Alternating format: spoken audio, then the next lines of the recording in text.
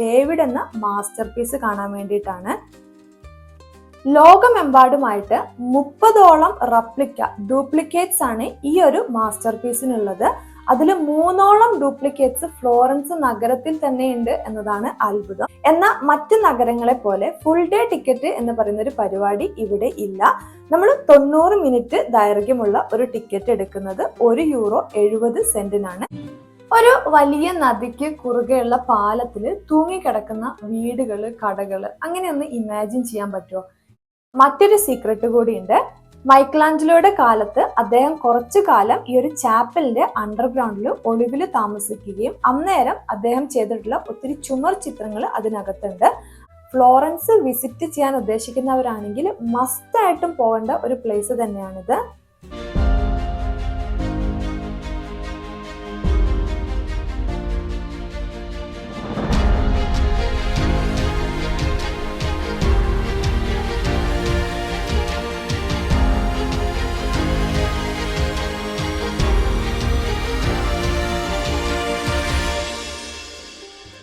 Hi friends, ഇന്നത്തെ നമ്മുടെ video ലോക പ്രശസ്ത കലാകാരൻ മൈക്കലാഞ്ചലോയുടെ ജന്മസ്ഥലമായ ഇറ്റലിയിലെ ഫ്ലോറൻസ് നഗരത്തിലേക്കാണ്. അതിൽ തന്നെ ഉണ്ട് ഈ ഒരു നഗരത്തിൽ ഒത്തിരി ഹിഡൻ ജെംസ് ഉണ്ട് നമുക്ക് കാണാനും അറിയാനും. സഞ്ചാരികളുടെ സ്വപ്ന നഗരമായിട്ടുള്ള വെനീസിൽ നിന്നും ഇറ്റാലിയുടെ നോൺ സ്റ്റോപ്പ് ഹൈ സ്പീഡ് ട്രെയിനിൽ വെറും 2 മണിക്കൂർ കൊണ്ടാണ് നമ്മൾ ഫ്ലോറൻസിൽ എത്തുന്നത്.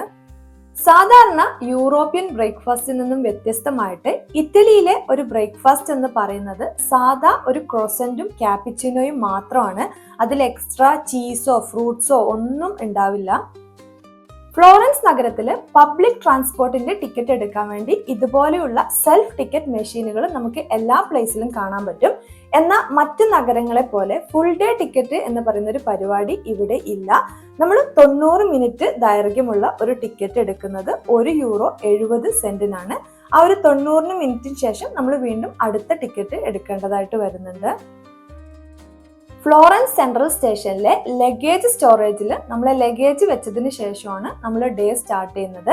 കാരണം ഈവനിങ് ഇറ്റലിയിലെ തന്നെ മറ്റൊരു നഗരമായിട്ടുള്ള പിസയിലേക്ക് നമ്മൾ ഈ ഒരു സെൻട്രൽ സ്റ്റേഷനിൽ നിന്നാണ് ട്രെയിൻ എടുക്കാൻ ഉദ്ദേശിക്കുന്നത്.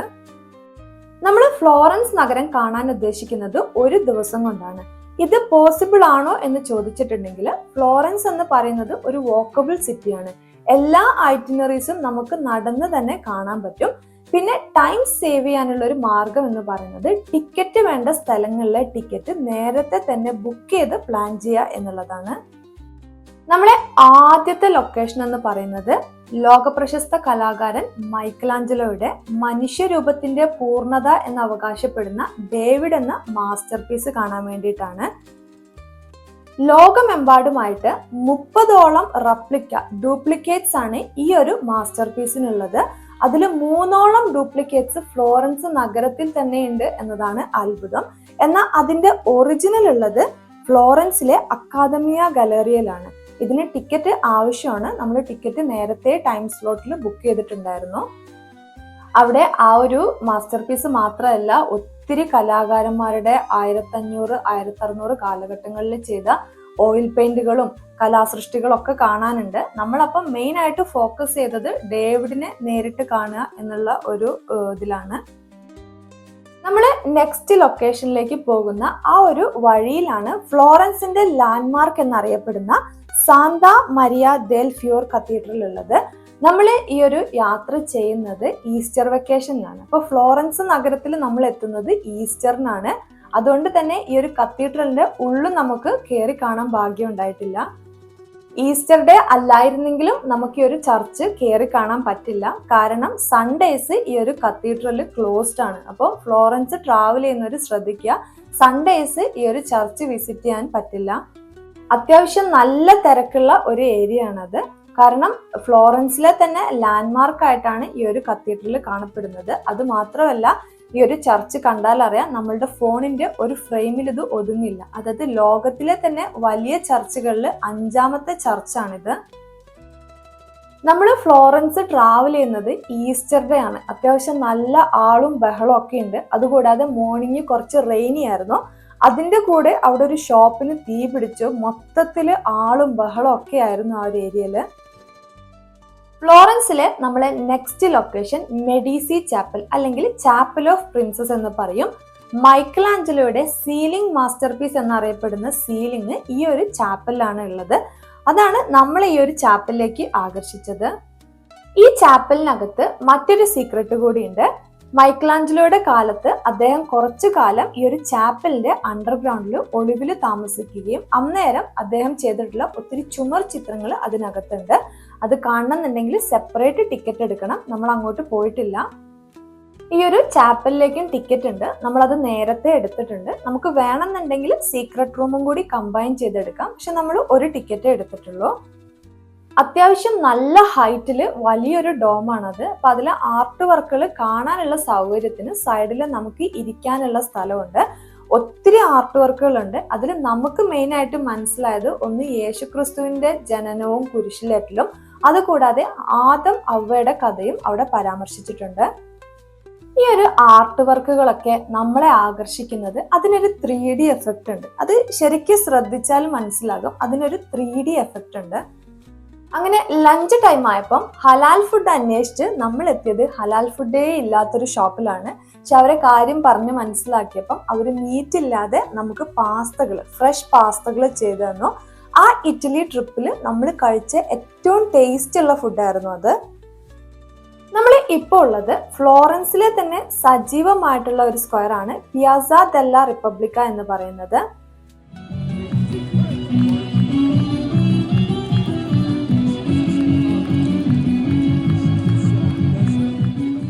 ഒരു വലിയ നദിക്ക് കുറുകെയുള്ള പാലത്തില് തൂങ്ങിക്കിടക്കുന്ന വീടുകള്, കടകള്, അങ്ങനെ ഒന്ന് ഇമാജിൻ ചെയ്യാൻ പറ്റുമോ? എന്നാൽ അങ്ങനെ ഒരു പാലത്തിലാണ് നമ്മൾ ഇപ്പോൾ ഉള്ളത്. ഫ്ലോറൻസ് നഗരത്തിന്റെ നടുവിലൂടെ പാസ് ചെയ്യുന്ന നദിയാണ് അർണോ നദി. ഈ ഒരു അർണോ നദിക്ക് ചുറ്റുമാണ് ശരിക്കും ഫ്ലോറൻസ് നഗരം ഉണ്ടായിട്ടുള്ളത്. അതിന് കുറുകെ വരുന്ന ലോക പ്രശസ്തമായിട്ടുള്ള ഒരു പാലമാണ് പോന്തെ വക്യോ എന്ന് പറയുന്നത്. യൂറോപ്പിലെ ഏറ്റവും പഴക്കം ചെന്ന പാലങ്ങളിൽ ഒന്നാണിത്. ഫ്ലോറൻസിലെ അത്യാവശ്യം നല്ല തിരക്കുള്ള ഒരു ഏരിയ. ഈ പാലം കണക്ട് ചെയ്യുന്നത് ഫ്ലോറൻസിലെ പാലസിനെയും ടൗൺ ഹാളിനെയാണ്. അപ്പൊ ഇതിന്റെ ആർക്കിടെക്ചർ ഈ ഒരു പാലത്തിനുള്ളിലൂടെ ഒരു സീക്രട്ട് വഴി ഉണ്ടാക്കിയിട്ടുണ്ട്. അതാണ് ഈ ഒരു പാലത്തിനെ ആളുകളിലേക്ക് കൂടുതൽ ആകർഷിക്കാൻ കാരണവും. കാരണം ഈ ഒരു സീക്രട്ട് വഴിയിലൂടെയാണ് പണ്ട് രാജാക്കന്മാർക്ക് പെട്ടെന്ന് ടൗൺ ഹാളിലേക്കും തിരിച്ചും യാത്ര ചെയ്യാൻ പറ്റിയിരുന്ന ഒരു വഴി. നമ്മൾ ഈ ഒരു നഗരം മൊത്തം ഈ ഒരു ഡേ നടന്ന് കണ്ടു. നമ്മൾ അവസാനത്തെ ലൊക്കേഷൻ എന്ന് പറയുന്നത് പിയാസാലെ മൈക്കലാഞ്ചലോ എന്ന് പറയുന്ന ഒരു ടോപ്പ് ലൊക്കേഷൻ ആണ്. ആ ഒരു ലൊക്കേഷനിൽ എത്തിക്കഴിഞ്ഞാൽ നമ്മൾ ഇന്ന് കണ്ടിട്ടുള്ള പോന്തെ വക്യോ ബ്രിഡ്ജ്, അർണോ റിവർ, അതുപോലെ തന്നെ ഫ്ലോറൻസിന്റെ ലാൻഡ്മാർക്ക് ആയിട്ട് പറയുന്ന സാന്താ മരിയ ദെല്ലെ ഫ്യൂരെ, അതിൻ്റെയൊക്കെ ഒരു പനോരമാറ്റിക് വ്യൂ കാണാൻ പറ്റിയ ലൊക്കേഷനിലേക്കാണ്. നമ്മൾ ഇതിന്റെ ടോപ്പിലേക്ക് നടന്നാണ് പോയിട്ടുള്ളത്. ഒരു 20-25 മിനിറ്റ്. വലിയ ബുദ്ധിമുട്ടുള്ള നടത്തമൊന്നുമല്ല. പിന്നെ നടക്കാൻ ബുദ്ധിമുട്ടുള്ളവരാണെങ്കിൽ ഇലക്ട്രിക് വണ്ടികൾ അവൈലബിൾ ആണ്. കാരണം നമുക്ക് താഴെ മേലോട്ട് നടക്കുമ്പോൾ നല്ല നല്ല വ്യൂസ്, സിറ്റിയുടെ പല രീതിയിലുള്ള വ്യൂസ് നമുക്ക് കാണാൻ പറ്റും.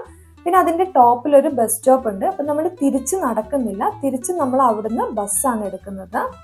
ഈ ഒരു പ്ലേസ് എന്ന് പറയുന്നത് 24 മണിക്കൂറും ഓപ്പൺ ആണ്. ടിക്കറ്റ് ഒന്നും ആവശ്യമില്ല. അപ്പൊ മെയിൻ ആയിട്ട് ആളുകൾ സൺറൈസ് അല്ലെങ്കിൽ സൺസെറ്റ് ടൈമിലാണ് ഇവിടെ വരുന്നത്. നമ്മൾ വന്ന ഡേ കുറച്ച് ക്ലൗഡി ആയിരുന്നു. എന്നാലും ഫ്ലോറൻസ് വിസിറ്റ് ചെയ്യാൻ ഉദ്ദേശിക്കുന്നവരാണെങ്കിൽ മസ്റ്റ് ആയിട്ടും പോകേണ്ട ഒരു പ്ലേസ് തന്നെയാണിത്.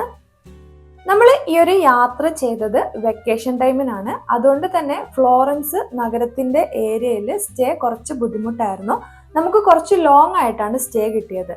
അപ്പൊ രാവിലെ നമ്മൾ സ്റ്റേയിൽ നിന്നും സെൻട്രൽ സ്റ്റേഷനിലേക്ക് 90 മിനിറ്റ് ദൈർഘ്യമുള്ള ഒരു ടിക്കറ്റാണ് നമ്മൾ യൂസ് ചെയ്തത്. ഇനി നമ്മൾ ഈ ഒരു ലൊക്കേഷനിൽ തിരിച്ച് സെൻട്രൽ സ്റ്റേഷനിലേക്കും ഒരു 90 മിനിറ്റിന്റെ ടിക്കറ്റാണ് എടുക്കുന്നത്. അതുകൂടാതെ നമ്മൾ ചൂസ് ചെയ്ത 2 മ്യൂസിയം, ആ ഒരു മ്യൂസിയത്തിന്റെ ടിക്കറ്റ് നമ്മൾ നേരത്തെ തന്നെ ബുക്ക് ചെയ്തിട്ടുണ്ടായിരുന്നു. മൈക്കലാഞ്ചലോ മാത്രമല്ല, ഒത്തിരി കലാകാരന്മാരും കലാസൃഷ്ടികളും ഉള്ള ഒരു കുഞ്ഞു നഗരമാണ് ഫ്ലോറൻസ്. നമുക്ക് ഒത്തിരി ഇഷ്ടം തോന്നുന്ന, ഒരു അറ്റാച്ച്മെന്റ് തോന്നുന്ന ഒരു കുഞ്ഞു നഗരം. നെക്സ്റ്റ് ഡേ നമ്മൾ കാണാൻ പോകുന്നത് ലോകാത്ഭുത പട്ടികയിൽ ഇടം നേടിയിട്ടുള്ള പിസയിലെ ചെരിഞ്ഞ ഗോപുരം കാണാൻ വേണ്ടിയിട്ടാണ്. ഫ്ലോറൻസിൽ നിന്നും 50 മിനിറ്റ് ട്രെയിൻ യാത്രയാണ് പിസയിലേക്ക് വരുന്നത്. ഫ്ലോറൻസിലെ നമ്മളുടെ കാഴ്ചകളും വിശേഷങ്ങളും ഇൻട്രസ്റ്റിംഗ് ആയിരുന്നു. എല്ലാവർക്കും ഇഷ്ടപ്പെട്ടു എന്ന് വിചാരിക്കുന്നു. പിസയിലെ കാഴ്ചകളും വിശേഷങ്ങളുമായി നെക്സ്റ്റ് വീഡിയോയിൽ കാണാം. Thanks for watching.